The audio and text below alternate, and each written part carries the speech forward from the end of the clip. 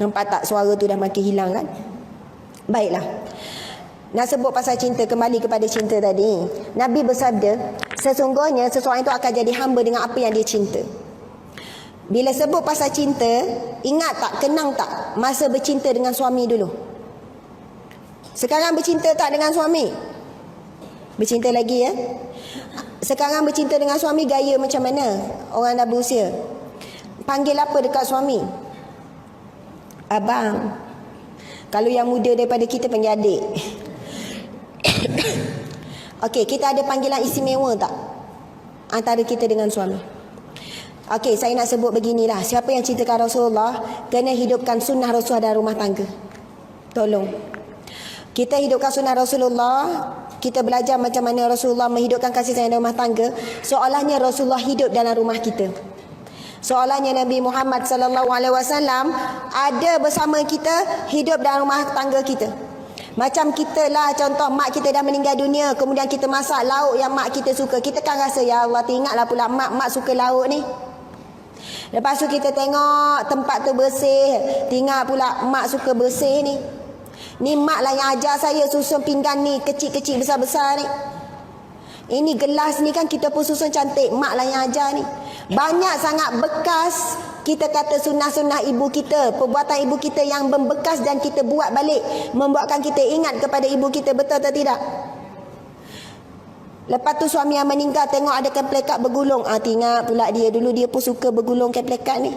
Contoh, masa hidup marah, awak ni bila nak sangkut keplekat asyik bergulung je. Tapi bila dah meninggal, ya Allah, nampak keplekat bergulung, teringat pula kenapalah marah, padahal biar je lah. Sebab dia meninggal kan. Nak sebutnya, manusia akan bagi bekas dalam hidup kita. Siapa yang mencintai Rasulullah, pastikan ada bekas kesan Rasulullah dalam rumah tangga kita. Masya Allah. Rasulullah ni kan, dia sangatlah pandai menjaga aib orang lain. Kita pula nak disebut-sebut aib suami, kadang sebut depan anak. Tengok ayah kamu tu, tengok dia buat apa.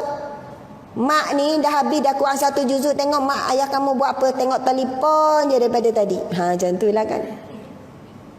Kadang kita nak sebut aib suami. Saya nak cerita satu kisah Rasulullah sallallahu alaihi wasallam. Masa tu Rasulullah dalam masjid, dalam majlis ilmu macam kita ni lah. Tiba-tiba majlis tu, program tu kena minum air sikit lagi.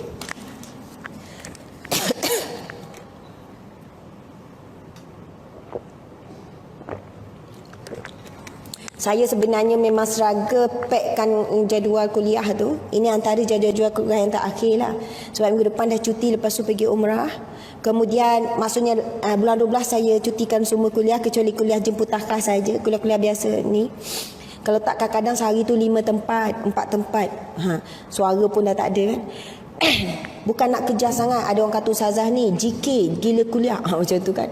Nak ceramah sana, nak ceramah sini. Macam manalah dia uruskan rumah tangga tu. Subhanallah, ada je orang-orang yang cakap begini kan. Saya kata insya-Allah rumah tangga saya diuruskan oleh Allah Subhanahu Wa Taala. Allah bagi seorang suami yang sangat faham.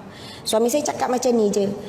Dia kata dia tak boleh ceramah macam saya, tapi dengan dijaga anak, dimudahkan urusan saya dakwah, dia akan dapat sama. Dia fikir tu je. Sekarang ni 6 orang tu dia lah yang jaga kan. Saya percaya semua pendakwah, ustazah-ustazah di sini. Sebab apa? Di belakang mereka ada suami yang Allah mudahkan. Allah lembutkan hati suami tu untuk bagi izin, untuk pergi, untuk bagi kepercayaan. Hati suami bukan kita yang pegang, Allah juga yang pegang. Kadang tu nak cakap ada kuliah malam tu. Yang kuliah sebelum ni tak pernah ada, tiba-tiba ada tu kan. Zikir dulu, ya Latif, ya Latif, kau maha lembut, yang lembutkan hati suamiku. Bang, malam ni ada kuliah ke? Tak apa, don't worry, pergilah. Sebab bukan kita lembutkan hati suami kita. Bukan kita yang, bang saya masak sedap ni, bang ni boleh ya bang ya. Kita pujuk, kalau suami kita tak terbuka hati, tak dapat. Yang buka pintu hati kita dan pintu hati suami kita, ya Fattah, Allah yang maha membuka. Ya Fattah, ya Latif, yang maha lembut. Sebab itu tolong ya, kalau kita nak nasihat anak kita, jangan rasa kita ada kuasa sebab ibu kan. Mari sini, Miak nak cakap sikit. Macam tu kan. Mari sini duduk, Wan nak cakap sikit ni. Sebab kita ni nenek kan, kita besar kan. Sebab itu Nabi kan ajarkan doa. Doa apa? Rabbi syrahli sadri wa yassirli amri wahlul 'uqdatam min lisani yafqahu qawli. Saya nak bagi tip ni lah pada isteri-isteri. Saya pun kena belajar juga. Sebelum bebel suami tu, dah penat bebel kan, dia buat juga, betul tak? Guna teknik ni pula. Sebelum bebel, Rabbi syrahli sadri. Macam nak ceramah.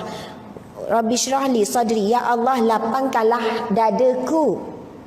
Rabbi syrahli sadri. Ya Allah, lapangkanlah dadaku. Lagi. Wa yassir li amri. Permudahkanlah urusanku. Urusan apa ni? Nak nasihat suami, nak bebel suami ni. Lagi. Wahlul 'uqdatam min lisani. Bukakan belenggu yang mengikat di lidahku. Yafqahu qauli. Agar dia faham qauli, kata-kataku. Sebab kadang kita cakap lain, dia faham lain. Betul tak? Kita nak sampaikan lain, tapi ada benda yang membelit lidah kita. Kita tersebut yang lain, dia kecil hati. Kita nasihat elok-elok kat anak, anak kecil hati dah tak nak balik. Nasihat kat suami, habis tu dia cakap, yelah, saya bukan suami yang baik kan. Awak duk puji sangat imam tu kan, gila kahwin dengan imam tu. Contoh, dah duduk tengok ceramah, nampak ustaz tu, bang tengok ustaz ni lembut je dia bercakap. Wajah dia pun ya Allah bercahaya. Awak jadilah macam ustaz ni Pada niat hati tu, ada niat baik tu, tapi sebab mulut tu tak pandai susun ayat tu, mana boleh bandingkan suami kita dengan orang lain. Kalau suami bandingkan kita dengan orang lain, mulut kan main laju marah. Sedaplah dia masak, awak belajarlah masak macam ni. Habis tu awak, selama ni saya tak pandai masak lah. Macam tu kan, memerontak. Lidah kita ni ada banyak yang belenggu. Dosa kita mengumpat, kita kadang-kadang kita nak cakap benda baik, orang kecil hati, betul kan? Jadi minta dengan Allah, Rabbi syrahli sadri wa yassir li amri wahlul 'uqdatam min lisani yafqahu qawli. Ya Allah, mudahkanlah ya Allah. Cakap lembut-lembut dengan suami, bang, saya nak gelang emas satu. Macam tu. Tak apalah, doalah juga. Dia pun terus faham. Ya betul, saya sebenarnya nama nak beli gelang kat awak. Lama kahwin ni tak pernah saya belikan lagi awak gelang. Ya Allah, syukurlah tak payah tegang panjang-panjang, dia dah faham. Faham tak? Dah faham. Nanti guna teknik ni lah tu, nak minta gelang kan. Apa pun dah nak minta ajak balik kampung ke, nak apa ke. Hati manusia yang nak membenarkan bukan lidah, yang nak benarkan hati.